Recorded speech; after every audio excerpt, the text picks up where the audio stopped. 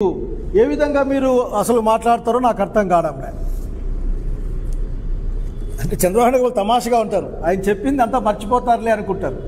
ఎన్నికల ముందు చంద్రబాబు నాయుడు గారు ఇచ్చిన ఏంది బాండ్ ఇదే, బాండ్ పేపర్ ఇదే.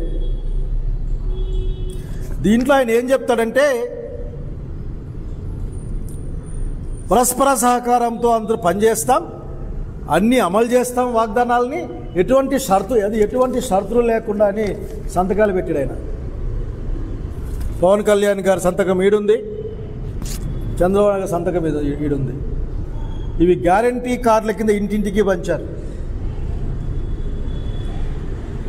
కనుక అందుకే మీ స్వపరిపాలన అర్థం కాక జనాలు ఊర్లోకి రానియడంలే మిమ్మల్ని. మీ వాళ్ళు అసలు ఊర్లోకి కూడా పోవడంలే, ఏదో కావాల్సిన ఇళ్ళలో కూర్చొని ఫోటోలు తీసుకొని బయటకు వస్తూ ఉన్నారు. ఊర్లోకి వెళ్ళండి, వాళ్ళ నాలుక మందమో లేక మీ చర్మం మందమో ప్రజలు చెప్తారని తెలియజేస్తూ ఉన్నాం. ఇప్పటికైనా నిజం చెప్పడానికి అలవాటు చేసుకోండి.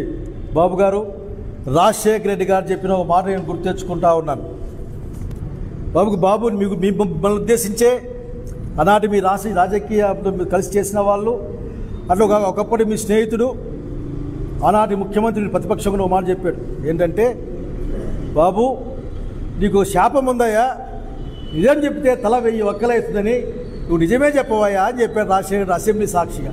కొన్ని పదాలు అట్లా ఇట్లేదో మారినొచ్చు, కానీ కనుక ఇప్పటికైనా నిజం చెప్పేది నేర్చుకోమని బాబు గారు నేను కోరుకుంటూ, ఎందుకంటే బాబు గారు మీరు మా ముఖ్యమంత్రి, మీరు నిజం చెప్తే మాకు కూడా కొంత మర్యాద ఉంటుంది. లేకపోతే ఏ రాష్ట్రంలో మర్యాద లేకుండా పోయే పరిస్థితి ఉంది. కనుక ఆంధ్రప్రదేశ్ ప్రజల గౌరవాన్ని కాపాడమని కోరుకుంటా ఉన్నాను.